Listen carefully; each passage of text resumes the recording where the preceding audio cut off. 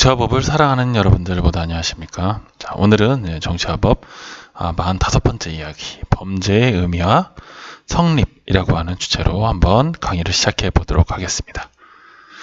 예전에 지붕 뚫고 하이킥의 이순재 선생님께서 하셨던 광고였었던 걸로 기억을 합니다. 라보시기 생명보험에서 아주 유명했었던 카피가 있었는데요. 그 카피의 이름은 이거였습니다. 묻지도 따지지도 말고 라고 하는 내용인데요. 아마 오늘 범죄의 성립 요건을 공부할 때 이 카피가 도움이 되지 않을까 라고 생각해서 한번 준비해 봤습니다. 일단 범죄라고 하는 것이 무엇인가 라고 하는 걸 생각을 해봐야 될 것 같은데요. 이 범죄라고 하는 것은 굳이 따져본다면 형법에 규정되어 있어서 형벌을 가할 수 있도록 정해놓은 행위라고 볼 수가 있습니다. 이 말은 형법에 규정되어 있지 않으면 범죄가 되지 않는다라고 볼 수가 있고요. 국가가 부하는 이익을 침해하고 사회 안정과 질서를 어지럽히는 반사회적인 행위로서 형법에 규정되어 있는 것이라고 조금 더 세련되게 정리해 볼 수도 있을 것 같습니다. 그런데 이 범죄의 경우에는 성립되는 요건이 있는데요. 범죄가 성립되려면 반드시 다음에 세 가지 요소가 있어야 합니다. 첫 번째, 구성요건, 해당성. 두 번째, 위법성. 세 번째, 책임, 책임 요건이라고도 하는데요. 책임, 이 세 가지가 있어야 하는데요. 먼저 구성요건 해당성입니다. 이 구성요건 해당성이라고 하는 것은 뭐냐면 어떤 행위가 범죄에 해당하는지를 살펴보기 위해선 그 행위가 일단 구성요건에 해당하는가 이걸 검토하게 되어 있습니다. 형법은 이제 각 조항에서 범죄 행위의 유형을 규정하고 있고 따라서 사회적으로 비난받는 행위가 만약에 있었다 치더라도 그게 구성요건에 해당되지 않으면 벌을 받지 않는다라고 되어 있습니다. 그래서 벌이라고 하는 것은 뭐냐면 그 민사의 손해배상이 아니라 이 형법상에 나타나는 쉽게 말해 형벌이라 이런 것들 있잖아요. 형벌이라든가 아니면 보안처분 같은 거 이런 것들을 얘기합니다. 예시를 한번 들어보도록 하겠습니다. 우리 형법 제114조에서는 이제 범죄전체 등의 조직이라고 하는 요건으로 사형, 무기 또는 장기 4년 이상의 징역에 해당하는 범죄를 목적으로 하는 단체 또는 집단을 조직하거나 이에 가입 또는 그 구성원으로서 활동한 사람은 아주 되게 명확하게 되어 있죠. 그 목적한 죄에 정한 형으로 처벌한다. 다만 형을 감경할 수는 있다. 이 감경이라고 하는 부분에 대해서는 뒤에서 한번 얘기해 보겠습니다. 구성요건에 해당하는 그런 죄들 되게 많죠. 예를 들어 살인을 저질렀다든가 혹은 다른 사람을 때려서 상해를 입혔다든가 사기를 쳤다든가 남의 물건을 훔치는 절도, 강도, 뇌물을 줬다든가 여러 가지 그 경우의 수가 많지요.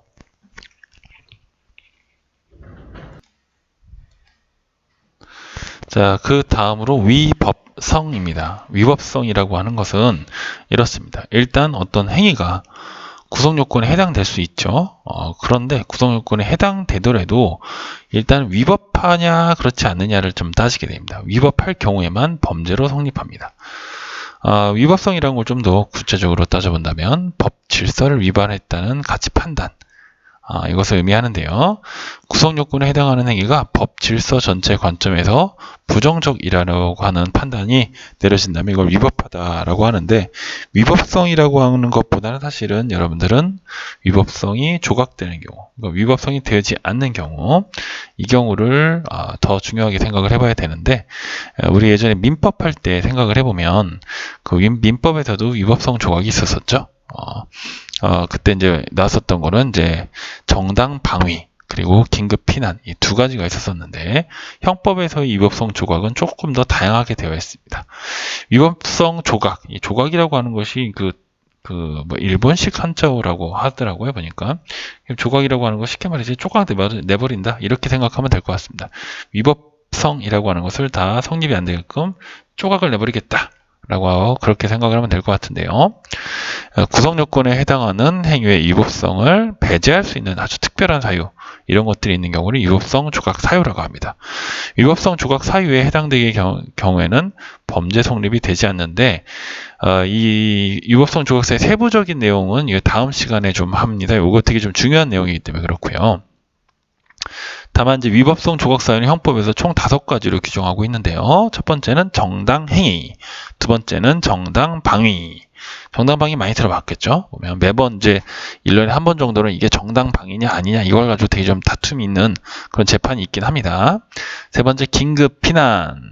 네 번째, 피해자의 승낙. 다섯 번째, 자구행위. 이렇게 들어갑니다.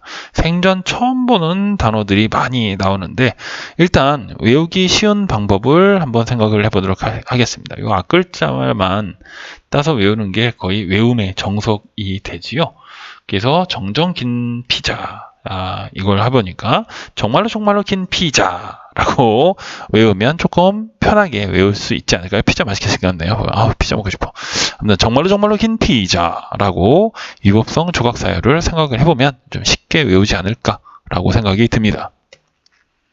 마지막으로 이제 책임이라고 되어 있는 부분입니다. 위법 행위를 다 했어. 구성 요건에도 해당되고 위법 행위까지 다 했는데 마지막으로 책임이라고 하는 걸 좀 따져봐야 되는데요. 책임이라고 하는 것은 무엇인가? 봤더니 위법 행위를 하였다는 데 대하여 행위자에게 가해지는 법적 비난 가능성 이라고 된 것이 바로 책임입니다. 근데 이제 책임이 의 경우에는 두 가지를 따져보게 되는데요. 첫 번째는 책임 조각 사유. 책임이 조각되면 아까 위법성 조각 사유처럼 범죄가 성립되지 않습니다. 그런데 이제 이 책임에 관련된 것은 뒤에서 하나 더 알아볼 텐데 책임 경감 사유라고 하는 게 있습니다. 책임 경감 사유는 범죄는 성립하는데 형을 경감시켜 줄 수 있다라고 하는 그런 사유입니다. 두 가지 다 알고 있어야 되는데요. 먼저 이제 책임 조각 사유 어떤 게 있나 찾아봤더니 우리 헌법이래요. 잠깐만. 형법 구조에는 형사 미성년자에 대해서 얘기하고 있는데요. 만 14세가 되지 아니한 자의 행위는 벌하지 아니한다라고 내용이 나옵니다. 두 번째 제10조에는 심신장애인입니다. 심신장애로 인하여 사물을 변별할 능력이 없거나 의사를 결정한 능력이 없는 자의 행위는 벌하지 아니한다. 범죄 성립 안 되기 때문에 그래요. 맨 마지막으로 12조 강요된 행위. 저항할 수 없는 폭력이나 자기 또는 친족의 생명, 신체에 대한 위해를 방어할 방법이 없는 협박에 의하여 강요된 행위는 벌하지 아니한다. 강요된 행위. 이 세 가지를 얘기를 할 수가 있겠습니다. 자, 그런데 이제 심신장애의 경우에는 크게 봐서 두 가지 개념인데 하나는 심신상실, 또 하나는 심신미약이 있습니다. 여기에 나오는 것은 심신상실에 해당이 되는데요. 심신상실이라고 하는 것은 의식은 있으나 정신장애 정도가 심해서 자신의 행위 결과를 합리적으로 판단하는 능력을 갖지 못한 자라고 되어 있습니다. 이 경우에는 범죄가 성립되지 않고 그래서 책임 조각 사유가 됩니다. 근데 이제 문제가 되는 건 뭐냐면 책임 경감 사유입니다. 이 경우는 범죄는 성립하는데 형은 감경한다라고 되어 있는데요. 어떤 경우가 있나 봤더니 우리 형법에는 제10조 2항 심신장애로 인하여 전항의 능력이 미약한 자의 행위는 형을 감경할 수 있다라고 되어 있습니다. 이 부분 때문에 사실 상당히 많은 분들이 재판부의 판결에 대해서 불만을 갖거나 분노를 하시는 그런 경우가 있습니다. 어떤 경우가 있는지 뒤에서 사례를 한번 살펴보겠습니다. 또 한 가지, 농아자. 발음기관, 그 다음에 청각기관에 문제가 있으신 분, 이런 경우에는 농아자의 행위는 형을 감경한다라고 되어 있습니다. 근데 그 시각장애인의 경우는 따로 찾지 못했습니다. 왜 그럴까요? 저도 잘 모르겠습니다. 근데 이제 10조 여기 2항에 나오는 경우는 이제 심신미약자라고 되어 있는데 심신장애로 말미암아 사물 분별 능력이나 의사결정 능력이 미약한 사람, 이 경우는 형을 감경한다. 아까는 상실한 사람, 여기 아까는 상실한 사람, 요거는 미약한 사람. 이렇게 들어갑니다. 무슨 차이가 있을까 봤더니 이제 심신상실 같은 경우에는 애초에 범죄가 이루어지지 않으니까 이와 관련된 뉴스 기사라든가 이런 걸 찾기가 좀 쉽지 않은데요. 심신미약자 같은 경우는 상당히 많이 찾을 수가 있습니다. 사례를 한번 보도록 하겠습니다. 요거는 이제 되게 유명한 사건이 있었죠. 보면 이게 이제 2심 판결이 올해 2020년 6월 달에 나왔다고 하는데 경남 진주 아파트에서 방화, 살인 이런 것들이 좀 일어났었던 적이 있었습니다. 이름도 실명 공개를 하겠습니다. 이 경우에는 이미 범죄인에 대한 신상 공개까지 돼서 신문 같은 데 보면 사진 얼굴까지 다 나와 있습니다. 신상공개가 되어 있기 때문에. 그래서 실명을 공개해도 크게 문제가 되지 않을 것 같다라고 생각이 좀 들고요. 자신이 살던 아파트에 불을 지른 뒤 대피하는 주민들에게 흉기를 휘둘러 5명을 숨지게 하고 17명을 다치게 한 그런 사건이 있었습니다. 이게 이제 경남 진주 아파트 방화살인범인데요.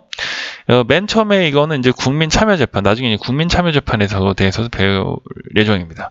좀 1심에만 가능하고요. 국민참여재판은. 국민참여재판을 열린 1심에서는 이 사람이 뭐냐면 법정 최고위원이 사형을 선고받았었는데, 이때 쟁점이 됐었던 사건이 뭐냐면 이 피고인이 자신은 심신미약자이다. 당시 이게 조현병이라고 하는 병을 앓고 있는 상태였었다고 합니다. 그래서 나는 심신미약자다. 이거를 계속 강변을 합니다. 그렇지만 1심에서는 이 부분을 받아들여주지 않습니다. 너무 계획적인 범죄였었던 것 같다라고 하는 것이 당시 이제 배심원들의 입장이었었던 것 같고요. 그런데 이제 2심으로 이제 당연히 항소를 했겠죠. 우리 신급제도 배웠었죠. 그죠? 그래서 항소를 했습니다. 그랬더니 항소했을 때 항소심 재판부 판결을 봤더니 아닌 득은 피해망상과 관계망상이 심각한 상태로 보이고 범행 당시에 사물을 변별할 능력, 의사결정 능력이 저하된 심신미약 상태였었다고 하는 점을 받아들입니다. 그래서 원심을 파기하고 1심을 파기하고 그 다음에 형을 감형해 무기징역을 선고하기로 합니다. 그래서 이 사람은 지금 현재 무기징역 상태입니다. 이제 상고를 했는지 안 했는지까지는 안 알아봤고요. 만약에 이제 대법원에서 확정 판결이 어떻게 나올지 안 나올지까지는 한번 좀 기다려봐야 될 것 같습니다. 그래서 심신미약자의 처벌 경감 사례, 이 부분 때문에 사실 많은 분들이 부르르르 분노에 떠시는 분들도 있으시고, 어떤 경우에는 그래 그럴 수 있지 라고 수긍하시는 분들도 계시고, 어떤 것이 더 맞는지는 자세히 모르겠지만 일단 판결은 그렇게 나왔다 라고 얘기를 할 수가 있습니다. 자, 이제 우리 성립요건 3가지를 배웠는데, 이게 따지는 순서가 있습니다. 이게 바로 앞에서 얘기했었던 묻지도 따지도 말고 꼭 이 순서대로 봐야 됩니다. 어떻게 봐야 되냐? 처음에 어떤 행위가 있는데 이게 구성요건에 해당되나요? 라고 했을 때 아니요? 라고 하면 당연히 범죄가 성립되지 않죠. 근데 예? 라고 하면 그때 하나 더 따져봐야 됩니다.